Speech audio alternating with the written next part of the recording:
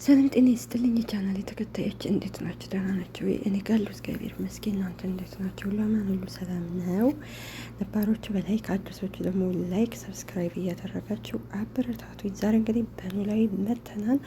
ኖላዊ ድራማ እንግዲህ ባለፈው ሉሊት ተብዬዋ እንግዲህ ያው ወይዘሮ ሜላትን እንግዲህ ከዛ ስራ እንድትባረር ስለምትፈልግ ያው ስበብ ነበር የምትፈልገው እና እንግዲህ ከወይዘሮ ሜላት ጋር እንግዲህ አንድ ሁለት እያሉ እንግዲህ ሲጣሉ እንግዲህ ወይዘሮ ሜላትም እንግዲህ አላስቻላትም። እንዲሁም አስቱት ይሄድና እንግዲህ ሉሊትን አንቺ ምንድን ነው ልጄን የምትናገሪው እንዴ? ሜላትን ነው ሜላት እንደሆነ ከዛን አይ ወይዘሮ ሜላት የሚለውን ጨምሪ፣ ጊዜ ጥሏን ነው እንጂ ልጄን ለምንድን ነው ስርዓት አልበኝነት የምትሆኝ? ልጄን ለምንድን ነው እንደዚህ የምትናገረ ስትላት እንግዲህ ወይዘሮ አስቱና እንግዲህ ሉሊት አልተስማሙም። ሉሊት እንግዲህ እናትሽን እዚህ መታ ተሰድበኛለች እንዴ ብላ ከስራ አባራት አይተን ነበር። ምክንያቱም እንግዲህ ወይዘሮ አስቴር ያው የሜሉን አይን እንግዲህ ማየት አልፈልግም፣ ልጄ ባዶ እጇን ቀረች እንደ ብዬ አይኗን አያታለሁ ብላ እንግዲህ እስከ ዛሬ አልመጣችም። በስተመጨረሻ እንግዲህ መታ ሉሊት እንግዲህ ከፍ ዝቅ ስታረጋ ስታይ እንግዲህ ያው የእናት አንጀት አይችል አይደለ? በዛ ስትናገራት ሉሊትም ስበብ ነበር እየፈለገችው። ከዛ ሜሉን እንግዲህ ከስራዋ አሰናብታን ነበረ። የዛሬውን ክፍል ይዘን መጥተናል። እናንተም እስከ መጨረሻው ተከታተሉ። እናመሰግናለን። ይህ ወይዘሮ ሜላት ያው ያለ ሰዓቷ ቤት ስትሄድ እንግዲህ ምናሴ እንዲሁም ሰላም አስቱ ደግሞ ቁጭ ብለው ነበርና ሰላምም እማዬ በሰላም ነው?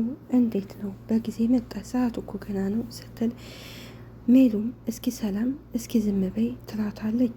ከዛ አስቱ እንዴ እውነታቸውን እኮ ነው፣ ምን ሆነሽ ነው በጊዜ የመጣሽው? ለምን ትጮያለሽ? ልጅቱ እያበደች ነው እንዴ ሲል እንግዲህ ስትል ከዛ ሜሉ አሁንም እስኪ ዝም በሉ እንዴ ሰው በቤቱ አይቀመጥም እንዴ ስትል ምናሴ ይነሳና እማዬ እውነታቸውን እኮ ነው፣ ምን ሆነሽ ነው የመጣሽው ሲል እንግዲህ አስቱም አዎ ለምንድን ነው የመጣሽው?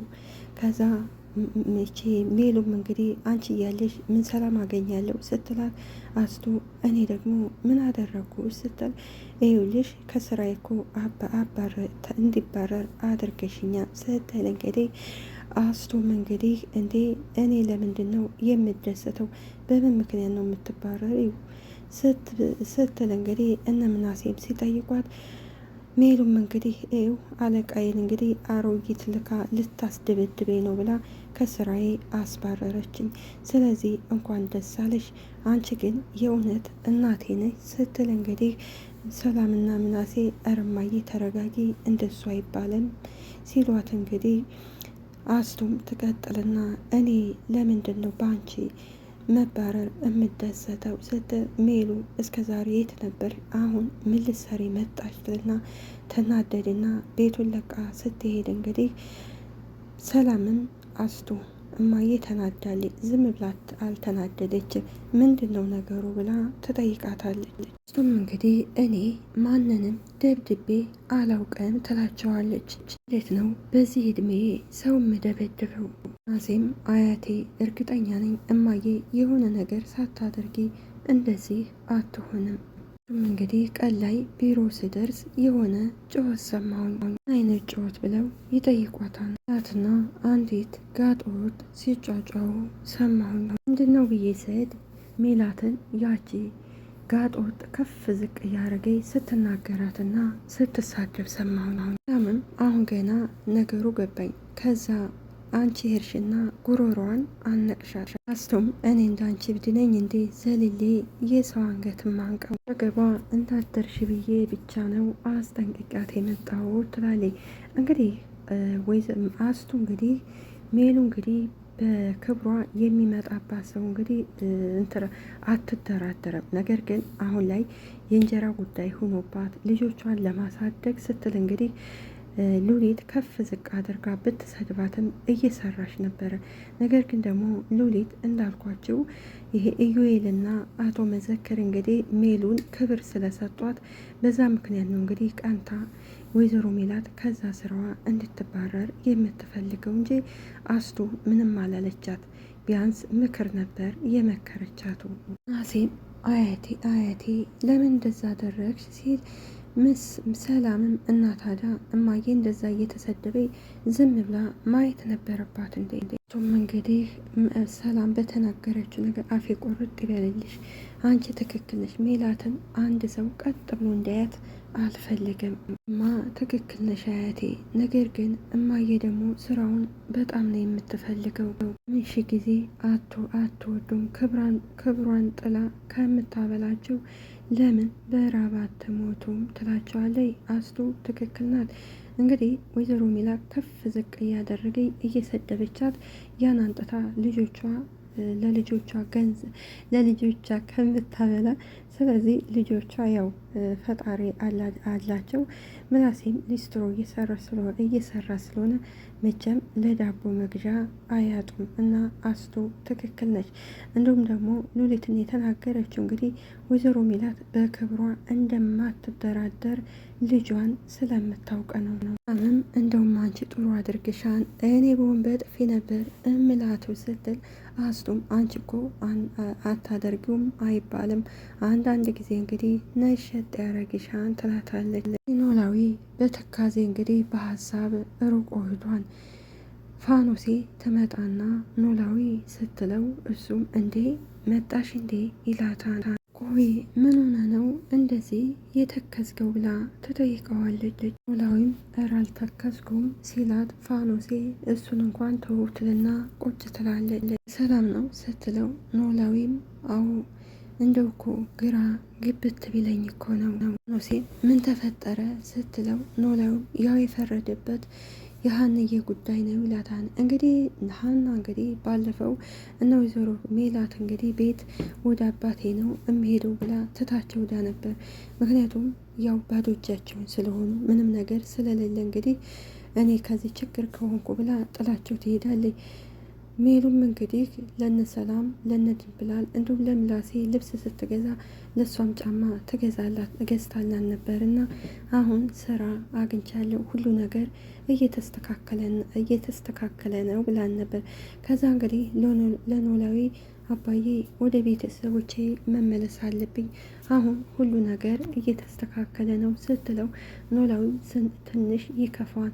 አባዬ አንተን ከፋህማ እቀራለሁ ስትለው አይ እኔን አይከፋኝም ሀንዬ፣ አንቺ ባለፈውም እኮ ሂጂ ብዬሽ ነበር አንቺ ነሽ፣ ስለዚህ መሄድ ትችያለሽ ብሏን ነበረ። እና እንግዲህ ሀና ችግሯ ወይዘሮ ሜላት ገንዘብ ስታጣ ወደ ኖላዊ፣ ወይዘሮ ሜላት ደግሞ ገንዘብ ስታገኝ ወደ ወይዘሮ ሜላዊ እያለች ነው እንግዲህ የእሷ ኑሮ።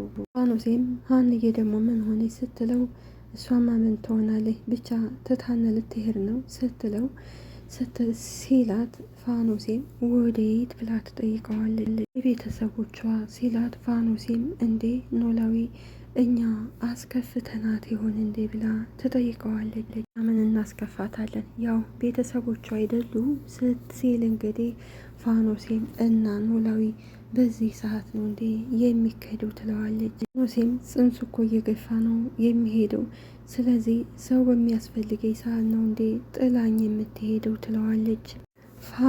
ኖላዊም ምን እያልሽ ነው ፋኖሴ እና ሀንዬ ታርሰኛል ብለሽ ነው እንዴ ያረገሽው ይላታል። ፋኖሴም ሳቅትልና እሱማ አይደለም እንደው ነገሩ ገርሞኝ ነው እንጂ ትላለች። ፋኖሴም ለነገሩ የሰው ልጅ አይደል ስትል ኖላዊ ምንድን ነው ያልሽው? ሀንዬ ነው የሰው ልጅ ያልሻት ይላታል። አይደለችም እንዴ ስትለው ኖላዊም በቁጣ በይበይ አሁን ከአጠገቤ ተነሽና ወደ ቤትሽ ሂጂ ብሎ ይቆጣታል። ምክንያቱም አቶ ኖላዊ እንግዲህ በሀንዬ አይደራደርም።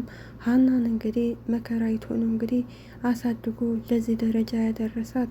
ነገር ግን ሀንዬን ያው እሱ እንደ ልጁ ነው የሚያት። ሀናም ልክ እሷም እንደ አባቱ ነው የምታየው። ከሱ ፊት እንድትርቅ አይፈልግም። ነገር ግን ደግሞ ያው ሀና ቤተሰቦቿን ስለምትፈልግ ነው። እና ኖላዊ እንግዲህ አሁን ላይ ፋኖሴን ማስቀየም የለበትም ነበረ። ፋኖሴም ኖላዊ ምን እየሆንክ ነው ስትለው እንግዲህ ሀንዬ የእኔ ልጅ እንጂ የማንም አይደለችም ይላታል። ኖላዊ እሱን እኮ እያየን ነው ስትለው ኖላዊም እንግዲህ ማንም ሰው ሀንዬን በክፉ እንዳነሳብኝ አልፈልግም። ሴም እንግዲህ ኖላዊ እኔ እኮ ያለውን እውነታ ነው የተናገርኩት፣ ስለዚህ እውነቱን ነው የተናገርኩት፣ እየዋሸው አይደለም ትለዋለች። ኖላዊም እንግዲህ በቁጣ አንቺ ሴትዮ እኔ ክፉ ነገር እንዳታናገረኝ አሁን አጠገቤ ተነሽ ሲላት፣ ፋኖሴም እንግዲህ ኖላዊ ምን እየሆንክ ነው? እስኪ ተረጋጋ ትለዋለች። እንግዲህ ይህ ሁሉ እንግዲህ ሁለቱን ያጣላቻቸው ይችው ሀና ናት። ሀና የገባችበት ነገር መቼም ያው ስበብ አያጣውም። ያው እዩ ነው። እዩ እንግዲህ ቀጥታ ወደ ሉሊት ይሄዳል። ታደስ ሲላትና ቁጭ በል ተባል። እኔ ምልሽ ወይዘሮ ሜላት የት ሄዳ ነው ብሎ ይጠይቃታል። እዚህ አልወጣችም ስትለው አልወጣችም ማለት ምን ማለት ነው ይላታል። እኮ የለችም ስትለው ሉሊትም ቀብረር እያለች አዎ የለችም ትለዋለች። ስራ ለቃሌ ስትለው ኢዩኤል ይደነግጥና ምን ይላታል። እንዴት ሲል እንግዲህ ሉሊት ለምን ደነግጥ ለምን አልደነግጥም ይላታል። ከዚህ መስሪያ ቤት ብቀር በአንድ ቀን ሰራተኛ አባረስ ጠበቅሽኝ ሲላት እንግዲህ ሉሊትም እኔ መቼ አባረርኳት? ወይዘሮ ሜላት በራሷ ፍቃድ ስራ ለቀቀች አትይኝም። የእሷ ስራ መልቀቅ ሳይሆን የሚያሳስበህ አሁን ሰራተኛ የት እንዴት አግኝተን እነተካ ብለህ ነው ማሰብ ያለብህ ትለዋለች። ይልም በዚህ ሰዓት የሚያሳስበኝ ቦታ ሌላ ሰው መተካት ሳይሆን የወይዘሮ ሜላት ነው ሲላት፣ ሉሊትም ለምን ብላ ትጠይቀዋለች። ወይዘሮ ሜላት ይሄ ስራ ምን ያህል እንደሚያስፈልጋት አውቃለሁኝ ማ ያለምንም ምክንያት ስራዋን እንደማትለቅ ጠንቅቄ አውቃለሁኝ ይላታል። ይልም እኔ የውለታ ውላሌ ሳይሆን ያስገባኋት ሁላችንም እናውቃለን። ስለዚህ የስራዋ መጠን ጀግና ስለሆነች ነው የገባችው ሲላት እንግዲህ ሉሊትም ለቃለች አልኩ ለቃለች ስትለው ኢዩኤልም በቁጣ ወጥቶ ይሄዳል። ኢዩኤልና ወይዘሮ ሜላት ይገናኛሉ። ሜላትም ኢዩኤል በጣም አመሰግናለሁ ስትለው ለምኑ በጨነቀኝ ሰዓት ነበር የደወልክልኝ ትለዋለች። ጨንቆሽ ነበር ሲላት እሱ ሳይሆን ቤት ያለ መግባባት እናቴ ጋር ትንሽ ተጋጭተን ነበር ትለዋለች። ኢዩኤልም እና በሱ ምክንያት ነው ስራ የለቀቅሽው ሲላት ወይዘሮ ሜላት ማንም ማለት ለቅቄ ነው ወይስ ተባረሬ ስትለው እንዴ ማን ያባረረሽ ሲላት እንግዲህ ሉሊት ብላ እንግዲህ እውነቱን ትነግረዋለች። በምን ምክንያት ብሎ እንግዲህ ሉሊትና እንግዲህ እናቴ ተጋጭተው ነበር በዛ ምክንያት ነው እኔን ያባረረችኝ ብላ ትነግረዋለች። ኢዩኤልም እንግዲህ ቀጥታ ወደ ሉሊት ይሄድና አሁን ወይዘሮ ሜላትን ወደ ስራዋ ሄደሽ ይቅርታ ብለሽ እንድትመልሻት ሲላት እንግዲህ ሉሊትም እንግዲህ ቀጥታ ወደ ወይዘሮ ሜላት ቤት ስትሄድ ወይዘሮ ሜላትን ከቤት ስታጣት እንግዲህ መንገድ ላይ ታገኛታለች።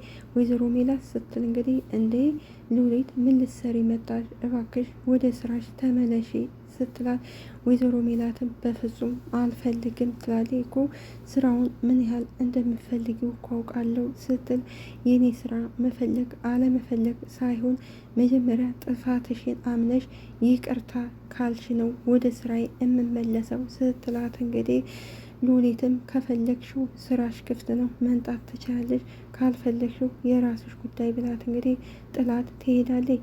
ሉሊት እንግዲህ በወይዘሮ ሜላት ትቀናለች። ወይዘሮ ሜላትም እንግዲህ ያው የጊዜ ጉዳይ ጥሏን ነው እንጂ እሷም ብዙ ሰራተኞችን በድርጅቷ ቀጥራ ስታሰራ የነበረች ናት። ለዚህ ደግሞ ኢዩኤል ምስክር ነው።